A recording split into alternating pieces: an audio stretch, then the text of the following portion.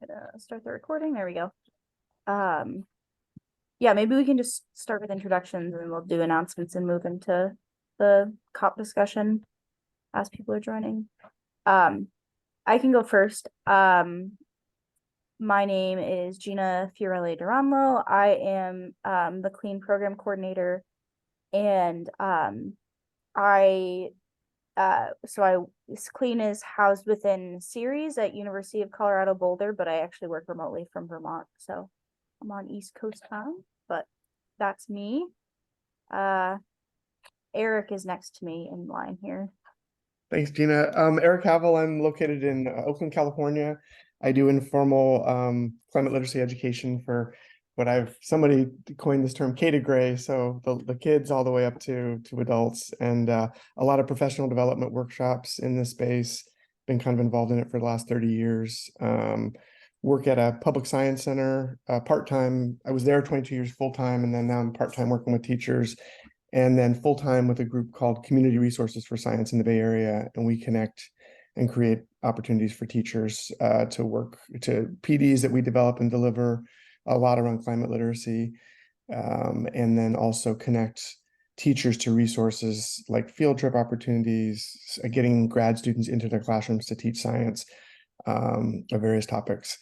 And I will pass it to Rachel. Hello, good afternoon, good morning, where you are. My name is Rachel Wellman. I am a program coordinator for FAU Pine Dog Environmental Education Center. And I like that K to grade too. Actually, we had some grad students. We were just working on our NAAE presentation on the program that I help run, which is Climate Ready, Resilience Education and Action for Dedicated Youth. And they were using that phrase, K to gray, and I wasn't that familiar with it. So it's so funny that you brought it up in this meeting. So good afternoon, everyone. Frank, yeah. Yeah, so I'm Frank Granshaw, Portland, Oregon. I'm a fellow with the Institute for Sustainable Solutions at Portland State. Also have been a observer delegate with Quaker Earth Care Witness to a number of UN conferences.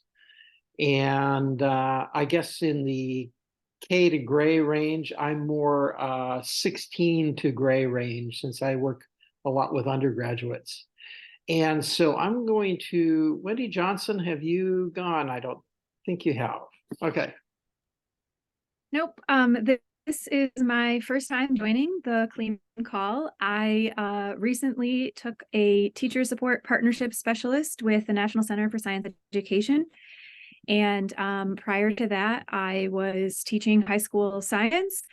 And I did my PhD was working on the Carbon Time project that was environmental literacy and a lot of education toward climate change. So really excited to get connected to you all, and especially for this new role of like supporting teachers and bringing them resources that they can use.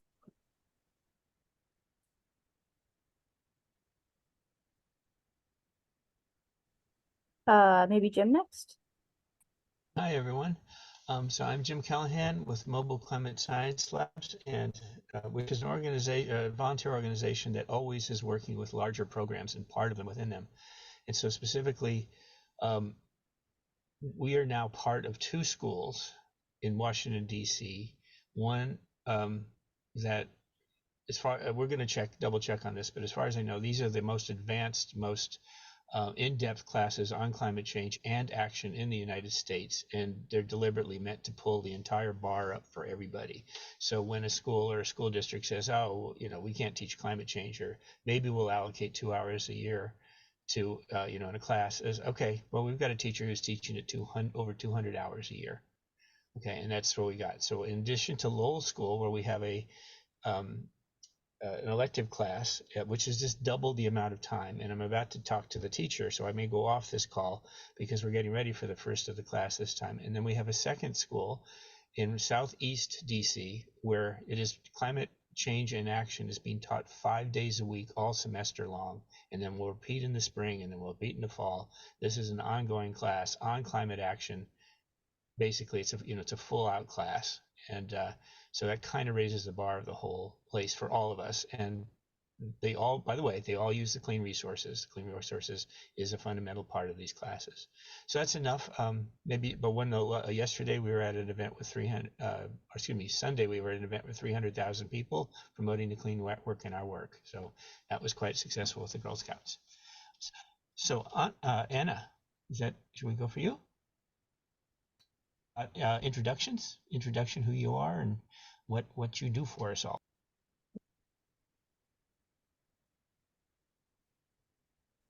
Hi, hello. My name is Ana Carolina.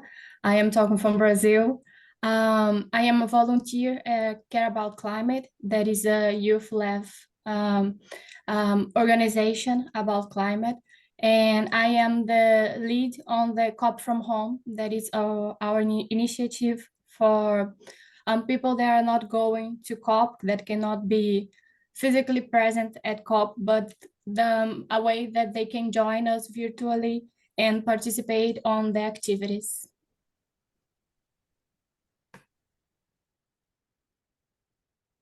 Nice to meet you. Thank you for joining us. I know Katie said her internet was slow and Carrie just joined, so I don't know if either of them want to unmute. Oh, I can go. I hope with my video off it'll be okay, but let me know if I stall out. Hi everyone, I'm Katie Boyd. I'm the CLEAN program manager, and otherwise I'm based at Series Education and Outreach. Well, CLEAN and I are based at Series Education and Outreach. So I spend most of my time working on CLEAN, and then I also otherwise work on some of our other projects, doing evaluation. Nice to see you all. Good to be here. Maybe Carrie, is Carrie the last one? I came in a little late as well, so is Carrie the last one? If you would introduce, we're just doing introductions. Hi everyone, I'm Carrie Herndon. I'm the curriculum specialist with National Center for Science Education and a colleague of Wendy. Thanks, Carrie. Good to have you. Good to have you all. And I'm excited because Frank and Eric are leading a discussion today about virtual participation in COP, kind of a follow-up to the last discussion that they led a few weeks ago, which is really great since we're gearing up for that time. Are there any announcements people want to share before we move on to that? Oh, Katie, yeah. Yeah, I would like to share that I just finished yesterday the quality checking process for the new resources that are in that went through the review process for the CLEAN collection. So those are now live, and if there's no way to, I was just thinking about this, there's not really any way to search, I don't think, specifically for the new things, but actually, you know what I was going to check out? We do have the reviewed, I'm going to see if this works and then I'll tell you, date on there. Oh yeah, that might do it.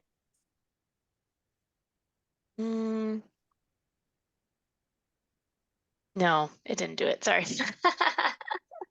Not quite. Anyways, I don't think there's a way to search specifically for the new resources in the collection, so I apologize about that. But you can see we were at, I think it was like 880 or something like that. Now we're at 942 if you go to the collection itself. So very exciting. We just added 57 new resources, and we have a couple of more that we're working on adding that had a little extra review process through the editorial board, but there will be 3 more. So the whole last year of review process has will add 60 new resources into the collection. I'm very excited about that. So that's why I wanted to make that announcement. Thanks to everyone on this call who's part of that process. We always have folks from CLEAN Network help with review. I know some of you have done that before, and we also have a few developers on this call. I know, like Carrie, your resources are in there. Not the one we've been working on quite yet. That's not live yet, but the other ones are live. And I was actually going to send you all an email about that today. So look for that from me at some point. Nice. I was actually just going to email if ask if we could email about making sure that our communications are in line with the kind of verbiage you'd like us to use, because I know that our communications director is going to want to announce this. Yeah, awesome. That would be great. I'll send an email because I was actually going to connect you with Gina, who's going to be doing the marketing of the new resources. So yeah, we'll connect to email and we can talk more about that offline. So It's very exciting. Yay! Great that we have NCSC resources in there, and super great. We're gonna hit it.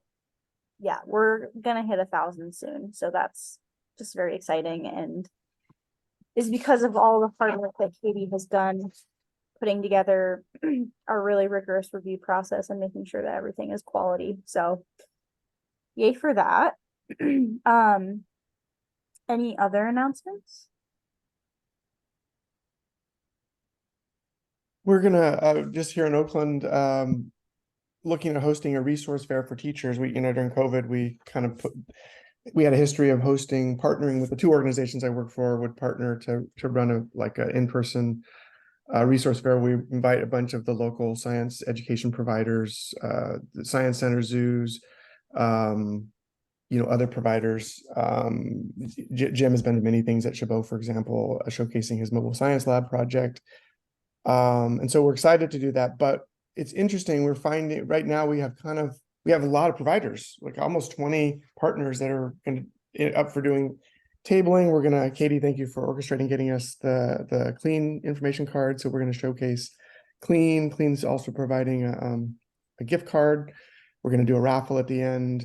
Chabot's going to offer a free field trip in part of the raffle. So we've done this for years, but we're finding the signups from the teacher side to be pretty slow. Like we've only got about 30 signed up so far. And so we're just having sort of a philosophical conversation this morning before I jumped on with my colleagues at CRS, who's co-sponsoring the event. Like the in-person stuff is still, and people's commitment to events, I don't know, it's interesting. So in terms of actually getting folks to show, so we may have to postpone if we don't have enough teachers, because we don't have all these providers to be there. But anyway, we're hoping to do that Saturday, September 23rd. We're going to make sort of a go, no go decision on Friday. But for Jim, you're in the Bay Area. Anybody else that's here, you're invited. Brazil would be a long trip, but you're certainly invited. Anyway, yeah, I just thought I'd put that out there in interesting times. Kate? I hope it can still go. I just wanted to quickly follow up on that. You said that in person, I think people are still hesitant in person. I will also say it's not just in person. We have also commented about this in CLEAN over the last year or so. Our webinar numbers are just down from what they used to be pre-pandemic, during pandemic.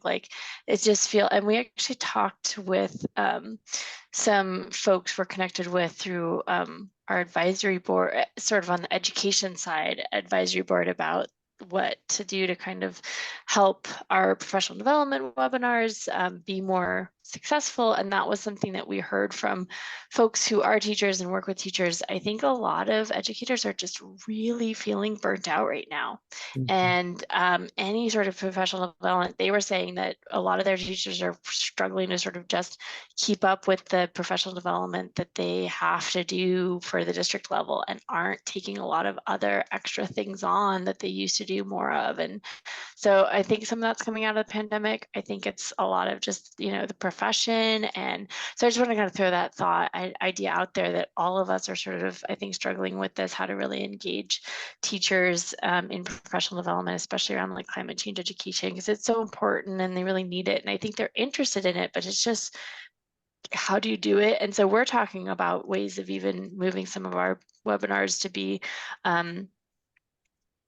something they can engage with online in asynchronous manner. So, because our webinars, some of them are an hour, but most of them we try to gear to more 30 minutes at the most. So trying not to overload teachers with too much time, but then even those, we're struggling to get teachers, and some of the folks were saying yeah, if they can do it asynchronously and kind of have 2 or 3 minute videos at a time. Again, this is more virtual thinking. But yeah, so that's just a thought I had, Eric, around just rethinking some of the ways we engage with teachers and do professional development. And I know Chabot's so awesome and everything, but like that's just something to consider, like how you're doing it, and not just like how you're reaching teachers, but really trying to incentivize it or make it worthwhile, or even, you know, going to teachers where they are and stuff. I don't know. But I think that the nice thing about your event is being at Chabot, like teachers can go and then engage at the actual science center and stuff. So I'm not saying you're doing it wrong. I think it's a great idea. I think, you know, I hope your event still goes. But that's just a thought I've had. I think we all kind of have to rethink some of how we engage with teachers lately. Yeah, that makes sense. Rachel, I know you were. Unmute, there you go. So, and I saw Wendy's comment too, you know, I was in the classroom up until 22. And I can definitely communicate to you that the struggle is real with teachers, and it's been very hard to reach them from a program coordinator aspect too. Even me, as being a former teacher, and I know a lot of these guys, and I have connections with the district, it's still been very, very difficult for us to reach these teachers. A lot of it, I think, is, you know, new protocols and new trainings, and there's so much legal information that they have to deal with through the district, at least with the public school for sure, that they're overwhelmed and burnt out, as Wendy was saying. And it was actually one of the reasons why I decided to step away for a little while and be in this role as a program coordinator with FAU. So anyway, I just wanted to kind of reiterate that point as well. I don't know if we need to just be patient with the times as things start to settle after the pandemic, or if we need to start reinventing how we do communicate with them. I've had some success with like digital classrooms and it being an open kind of forum where they can communicate and share materials and provide a stipend. That does help. So yeah, for sure. I think also maybe connecting it to these other initiatives, like Rachel was saying. I explained to people that the reason I left the classroom was because I am passionate about science education, and that was becoming less and less of my job. So as I'm talking to teachers, I'm like, hey, you need to address this social emotional learning. So based on the things that Katie shared in a meeting last week about climate mental health, you know, I was sending that to teachers saying, here's where you can kind of check the box that your school wants you to do something with social emotional learning, but you're connecting it to science and climate anxiety. And so I think we're going to have to think more and more about kind of those ways of connecting, you know, what we do to what teachers, you know, the pressures they're facing.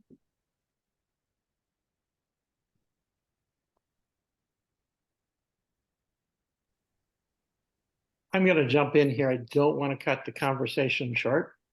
I will say that Eric and I have a kind of ambitious, actually overly ambitious agenda for today. What I'm fortunately, we also have October. We'll come back and revisit this. And so thanks, Eric, for putting that up there. Eric, I was going to suggest here that what we do is I can go through the introduction and talk about why engage, and then talk about the slide having the four, well, actually now 5 different ways to engage. And if you could take over with questions 1 and 3 after that, does that sound like a game plan? Sounds great. Yeah, we structured the discussion here a little bit differently here than is normal. As I said, I'm occasionally a observer delegate with a group called Quaker Earth Care Witness, and Quakers have what we call queries, which are oftentimes at the questions we throw out at meetings to sort of direct the meeting. So that's essentially what we've done here. And I'm sort of taking a few liberties with that. But as sign says here, what we want to do here is to lead a discussion, which I think will have to be continued on October 24th. I believe that's the date we had, Gina, for the October date, about how CLEAN can be involved with engaging people remotely.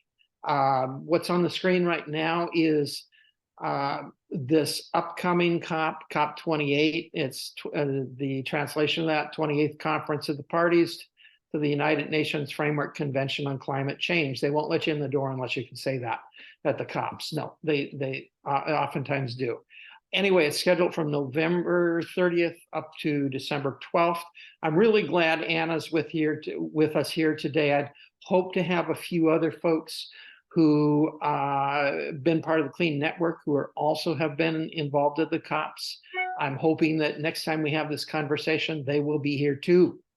Anyway, if you could flip over to the next slide, Eric. Couple of things about this particular COP that's important. In terms of the trajectory from the Paris Agreement, there were a lot of promises, a lot of targets that were set at the Paris Agreement. It was kind of a landmark. The promises were not sufficient to make the targets. So there was a decision to build into the agreement what was called stock takes, which means taking stock of progress made towards achieving the goals. And no big surprise, we're way short of where we need to be with that. This particular COP has some major challenges, one of which it's in the United Arab Emirates, in Dubai.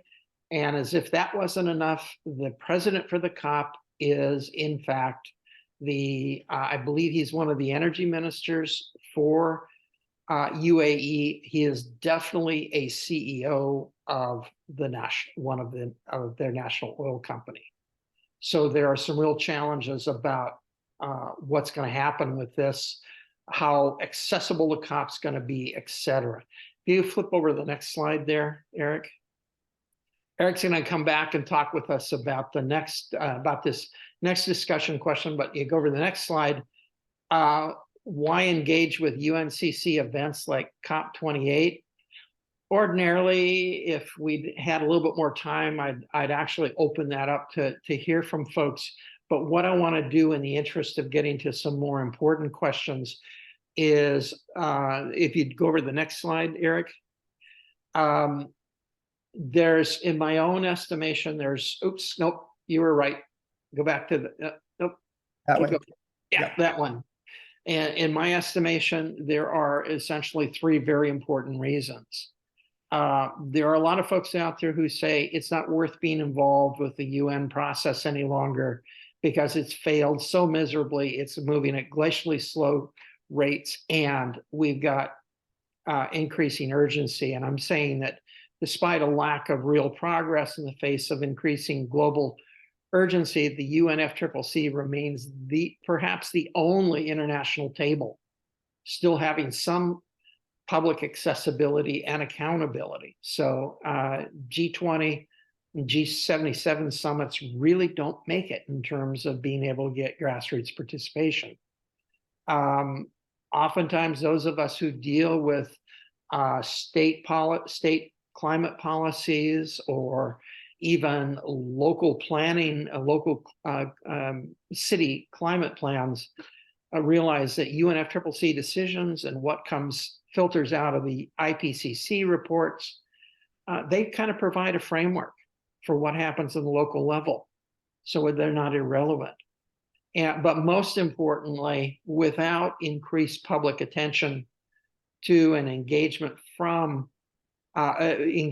with the UNFCCC process, we don't stand much of a chance of seeing negotiation outcomes that are both equitable and effective.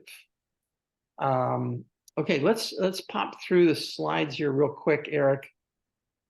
you want to go back to number one, Oh, Frank? no, I want to go forward to Okay. the one that has the options for being involved. So let's see. Nope, one more.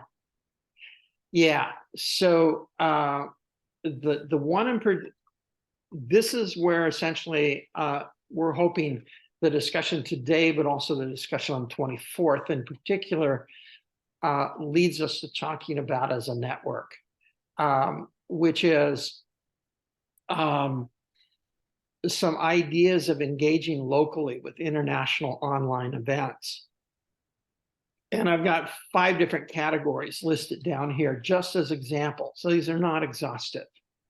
And but the key issue here is, what about all the people who can't spend the money to get to the COPs, or don't want to spend the carbon to get there? I mean, we've essentially got an issue with 8 billion stakeholders, and only 40,000 of us can ever make it to one of these events, events that involve all of us. And so over the years, there's essentially 2, 3, I think it's 6 different options that I've seen come down the pike. And again, it's not an exhaustive list, but there's what we call the Lone Ranger routine. And it's almost a closely guarded secret that you can virtually attend most of this, just about all the civil society events, and even some of the negotiating events for any of the UN meetings, if you're willing to hunt through the right corners and find them online. And one thing that I've been involved with that I have an intern that's working with me this year is putting together online portals. And Anna here representing Care About Climate, being involved with COP at Home, there's a lot of work that they're doing there too, to enable people who can't make it to participate. One of the things I will say about the Lone Ranger event is it is a lonely ranger event. Folks do not get a chance to have that kind of social interaction that is so exciting whenever you're actually there in person, being part of this vast civil society event with observers from all over the world. So some antidotes to that some folks have come up with for COP27, there were climate cafes in Scotland. And the climate cafes in Scotland were Climate Reality in conjunction with the Scottish government, developing these regular public or online gatherings that met in remote little town halls up in northern Scotland. So there is something that a group of us did here in the Portland area, virtual bridge gatherings. These were a couple of public gatherings featuring both local speakers and connections with UNCCC events, with UNCC events. In this particular case, COP25. And there were actually people on the ground from Citizens Climate and a few local university presidents and other folks who were talking directly to folks who were gathered. There have been, particularly with COP27, which was another case like the UAE conference, where accessibility became a challenge. COP27 was at a resort at the tip of the Sinai Peninsula in the midst of a country with not the best human rights records. And so there was COP27. So there was the People's COP for COP27 that was essentially a online and sometimes hybrid sort of alternative COP. In Scotland, they had what I would call community events clusters, independent community-based events that ran parallel with UNCC events. And these are actual events meeting around Glasgow and Edinburgh and all the places in between. The last one I just listened for this morning, I really encourage folks to check into it.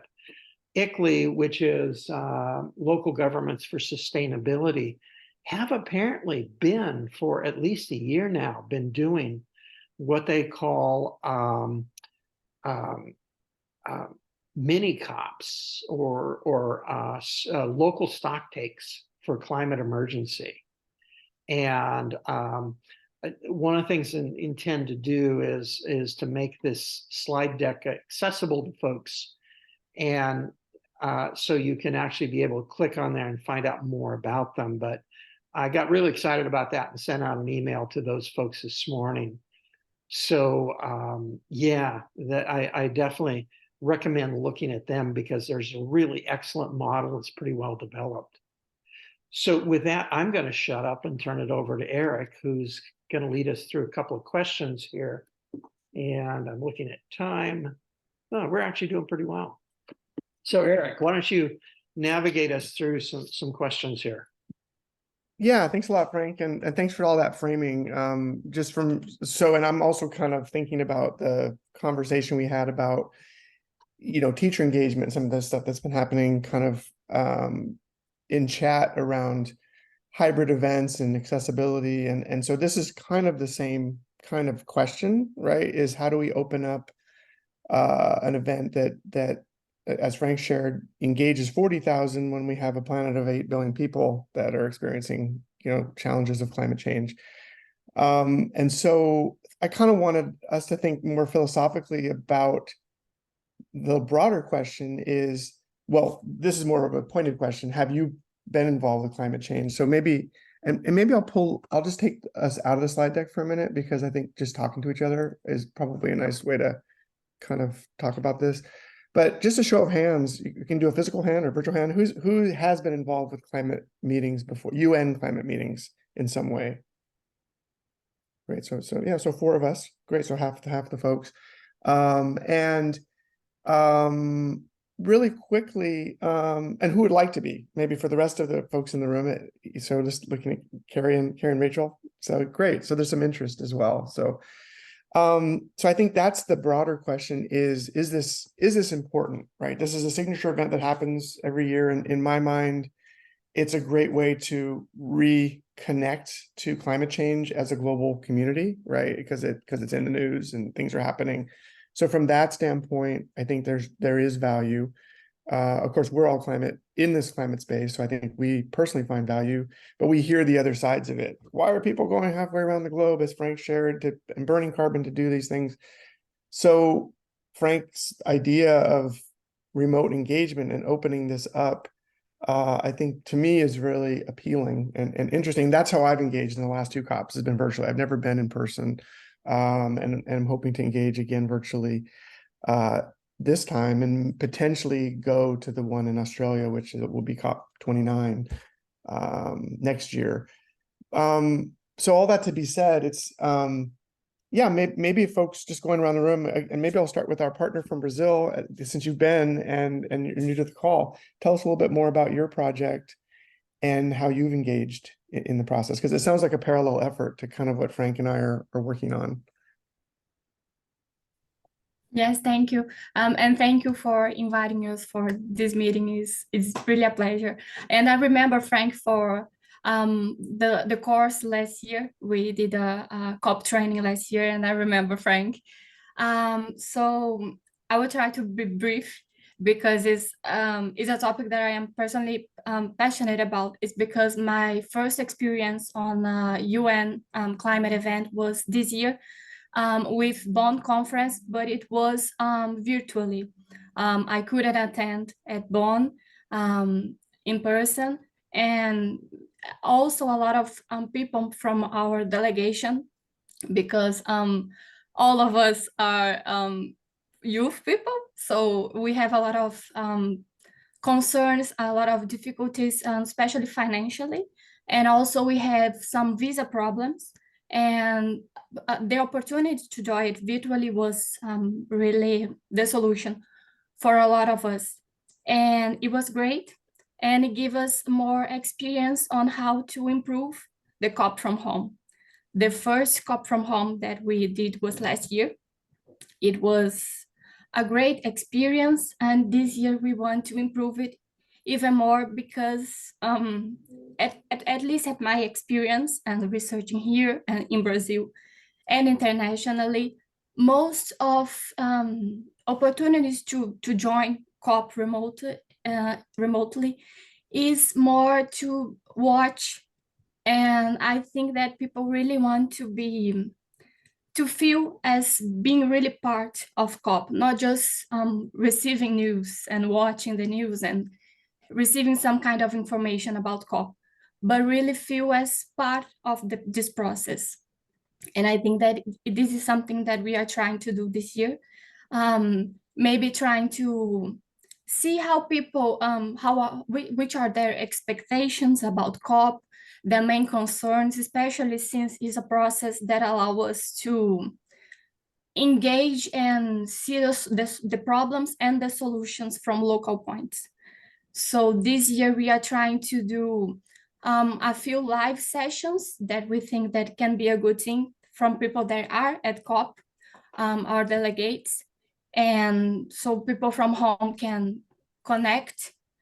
Also, we did last year, and this year we will do it again, is the daily debriefs that we join a lot of informations of the events that are happening. And in the end, we do a kind of feedback, trying to align the expectations and what really happened at COP. And yeah, I think that is it. Thanks so much, Anna, for sharing that experience. I think that reminds me of Kristen Poppleton from Climate Generation couldn't join today, but they have done something similar, right? They've brought youth, they've tried to create bridges to COP virtually, through updates like you're sharing that you all did, and just to improve accessibility remotely. So I think that those experiences are really valuable. Maybe before jumping to Wendy and Carrie, who may have some aspirations and interest, Gina, if you wanted to share, and Katie, your involvement with the COP process, and then Rachel, I can't remember where you were with involvement or not, but definitely would like to hear from the three of you as well. I can actually go first just because mine's probably shorter than anybody else's. I have not myself been involved with COP. I haven't attended. CLEAN doesn't necessarily do a lot with COP just because, we're federally funded and our mandate is much more on reaching educators in the US and, specifically on the education side of things rather than the climate action. Like we have to be a little bit careful about some of that work just because of the federal funding, we can't support certain policies and things like that, which I realize climate action is not policy oriented. But anyways, just, we do have to be a little bit careful sometimes with some of that work. So that's why CLEAN itself hasn't been super involved. But I will say that the way that we have involved CLEAN with COP is through the network here. So these kinds of conversations, the last at least 5 years that I've been around, we've been trying to have folks who attend COP, either call in from COP or talk about it in advance or afterwards, engaging with folks in the CLEAN network and engaging with folks who are attending COP. And so, yeah, that's always like a busy time on the CLEAN network when we have like AGU in December and like COP stuff in October and November, and we're trying to kind of fit it all in terms of making sure people talk about, have space to talk about what's going on and hear from people who are attending. So even before the world of like virtual, I know we did some work with Climate Generation and others who sponsored folks at COP to do like calls from COP and things like that. So we've tried to really engage through the network side. But yeah, I myself haven't been involved just because, like I said, CLEAN doesn't have the funding or really the mandate to do that kind of work. And it's been through the network and our partners. So I like participating vicariously. I would love to go someday, but yeah, I'm not entirely sure that I'll ever specifically be involved myself. So we'll see someday. Yeah, I know Gina's attended though. Mm-hmm. Oh, Go go ahead. ahead. I was just going to echo what Katie was saying when it comes to NCSE. Our mission is so focused on what is happening in science classrooms in the United States and addressing that, like that very, very narrow thing. We also again, just like Katie said, are incredibly careful about how we are asking teachers to take action. We acknowledge that teachers already have so much on their plate that if we talk to them about taking action and put an onus on them, that they should be a part of this and use that idea of should, that it's one more thing that they already have on their plate. So despite my own personal interest in going, NCSC just hasn't seen a place for that. We do have some other concerns about the carbon cost of attending in person. So I think virtual events are a wonderful way to go. I personally think that there is a great way to bring COP to students. Sometimes students wonder about what is being done and where are the venues that allow for a public voice. And since this is really the only one, it might be nice if there was some way before and after to kind of engage students in that and show them that there is this venue there, that is an opportunity there for you. But up until now, just again, echoing what Katie was just saying, based on our mandate and based on what our donors are using their money to support, we haven't seen really an opportunity for us to really engage with COP. I really appreciate and I think a couple of thoughts come to mind if you don't mind me just sharing those. So one is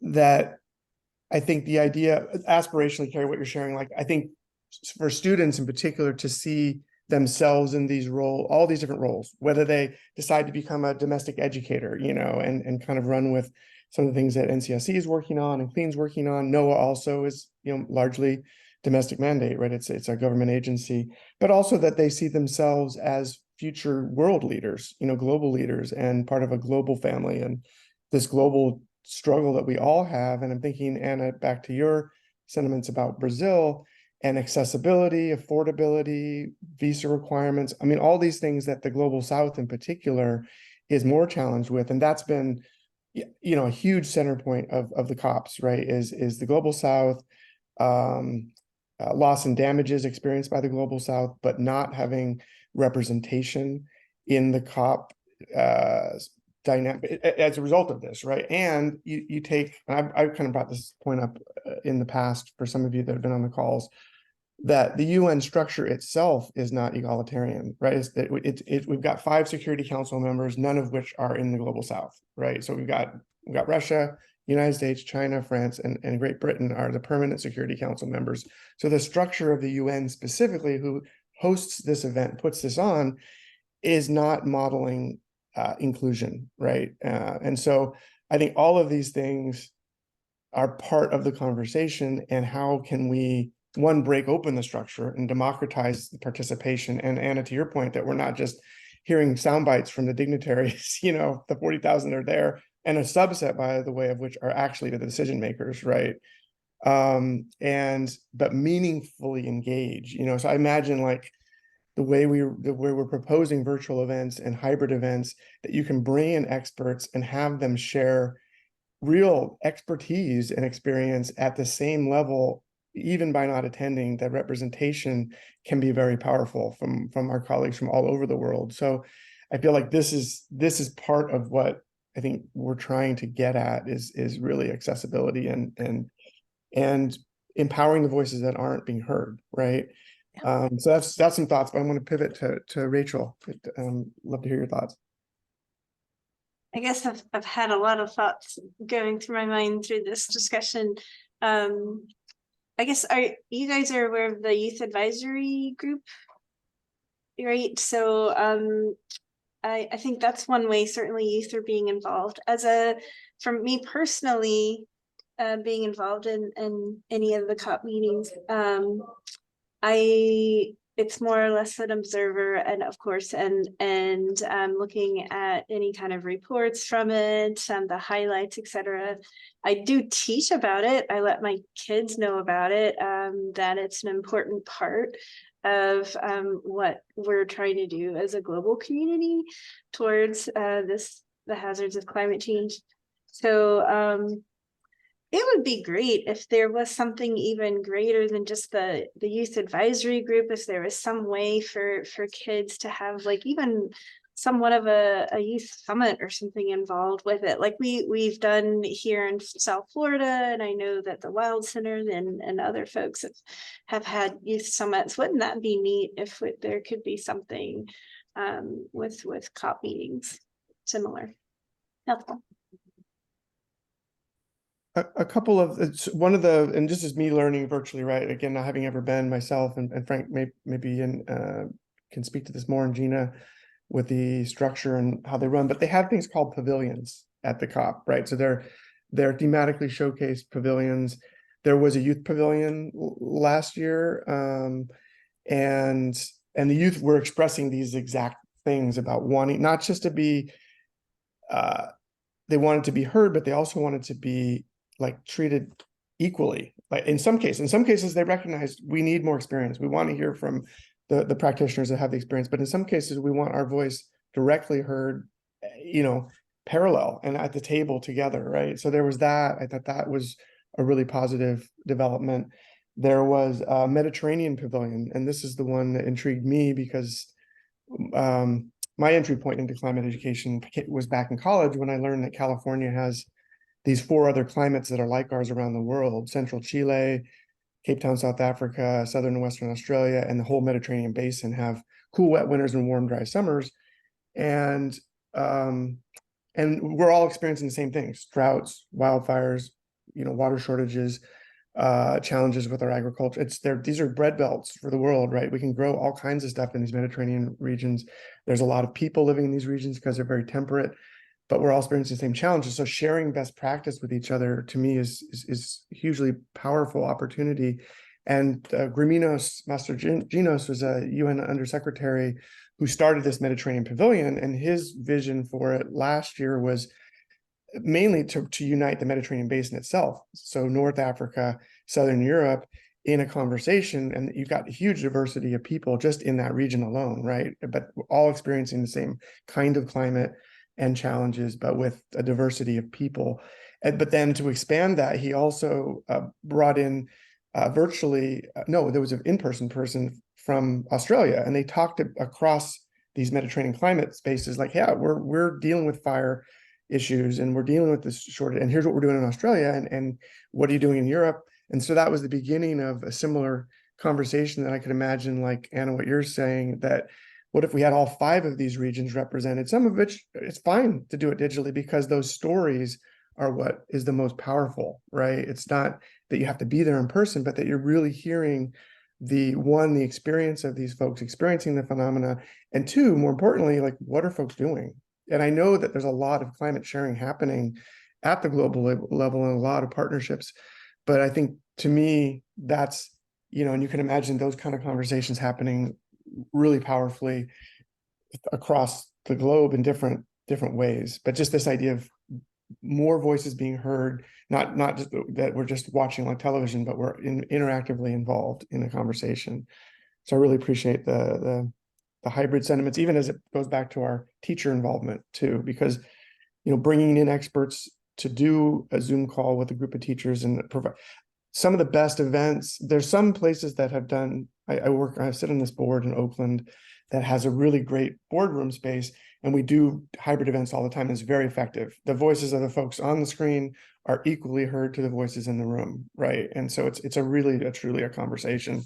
So if that kind of structure could be built in, and as we find opportunities, I think Frank and I on the 24th want to continue. I know we're coming up on time, but would love to hear final thoughts. But the idea of what Katie and has sort of, it's not CLEAN's main mission, but I think that what we want to kind of start the conversation on the 24th is, that being said, how can CLEAN be an effective conduit and pathway and supporter of global engagement in COP? Because it does obviously pay benefits for us to understand what's happening at the global scale within our domestic work, right? But it's not our charge. It's not all of our direct charges through our organizations. So I'm going to chime in at that point really quickly. Also, to the question of advocacy, I mean, what we're talking about is being able to enable what would be called a global blue-green zone. And those are the spaces where both negotiators and observers are able to gather.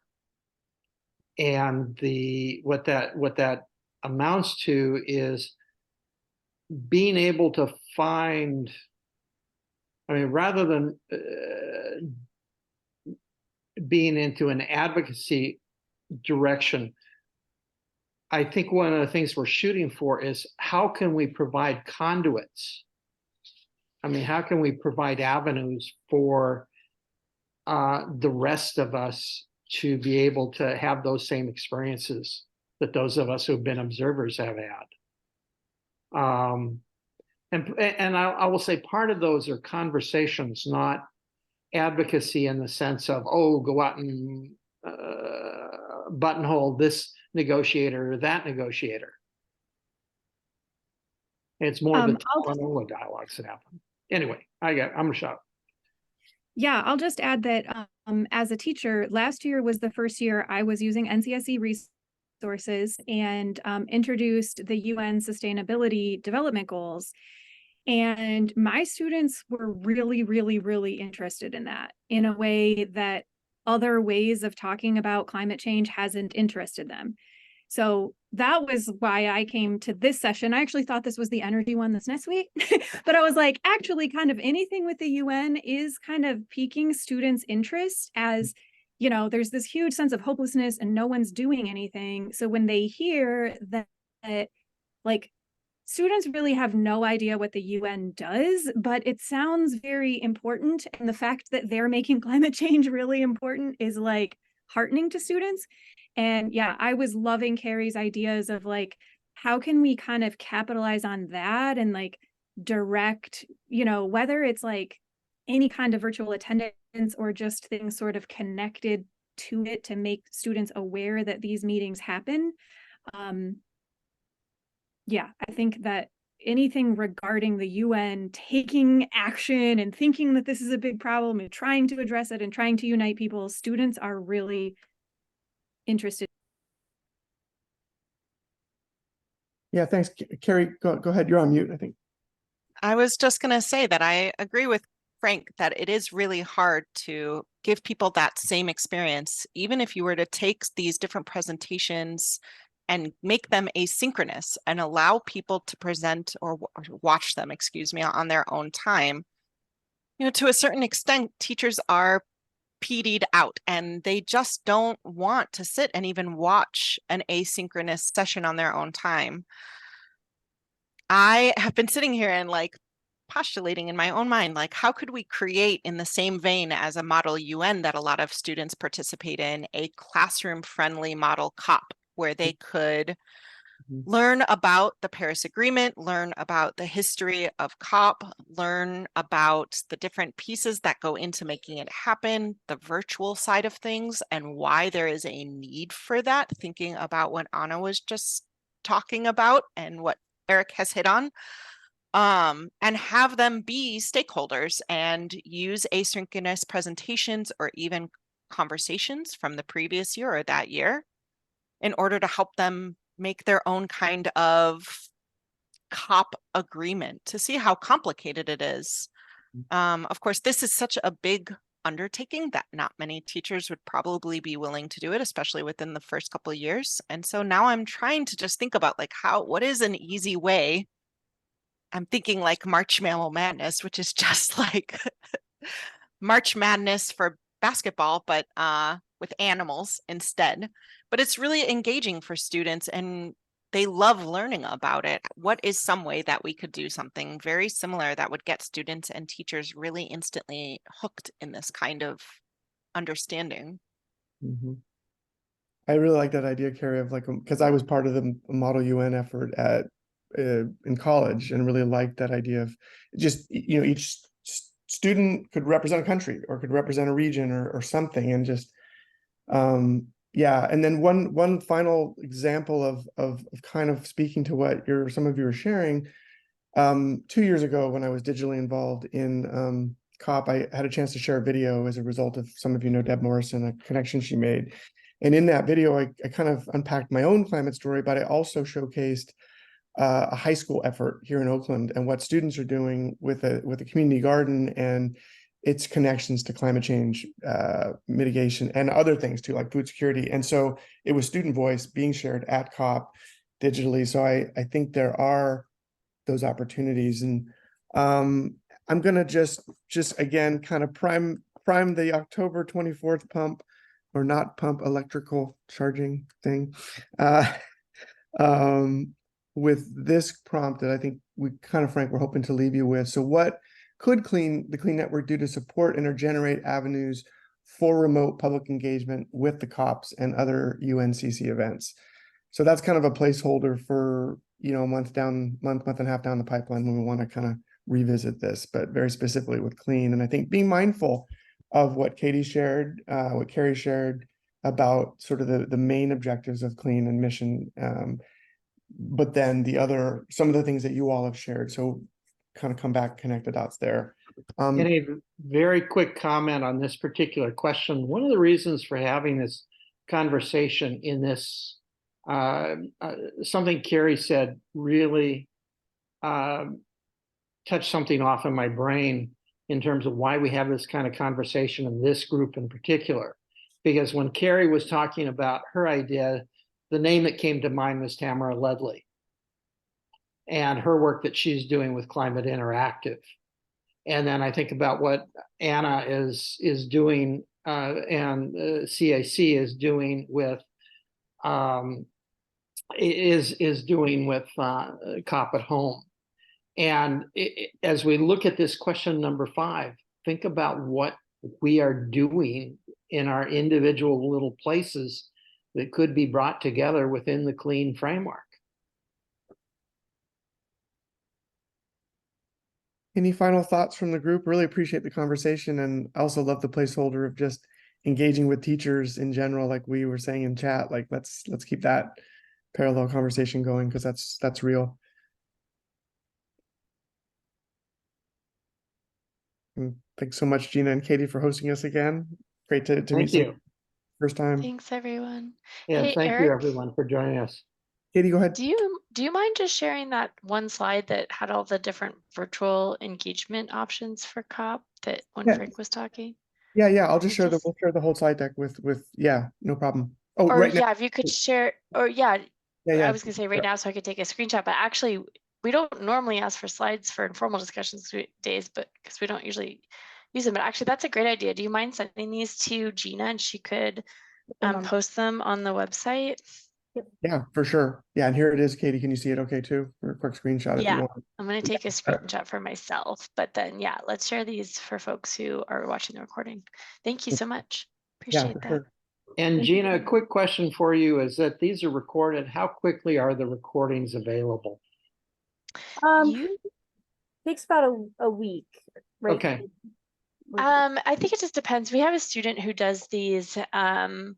I don't know exactly how long they take anymore. We had a new student take it over this year, so it just depends on their schedule. I think it's Kevin who's doing it, and he works Mondays and Fridays. So I think he does it on Friday. So yeah, within a week we get them up, as Gina said. But just sort of depends on the student who works on it, their schedule for getting everything downloaded and uploaded on Clean and all that. So I think it may be done on Friday, but it might be Monday. So yeah, within a week, but it does take us a few days. Yeah, there's a number of people who were invited to be on this call who weren't able to make it that I want to definitely send this recording to, in hopes that they'll be here for the 24th. Yeah, and definitely let us know if it's not up in the next week, because I would. Okay, sweet.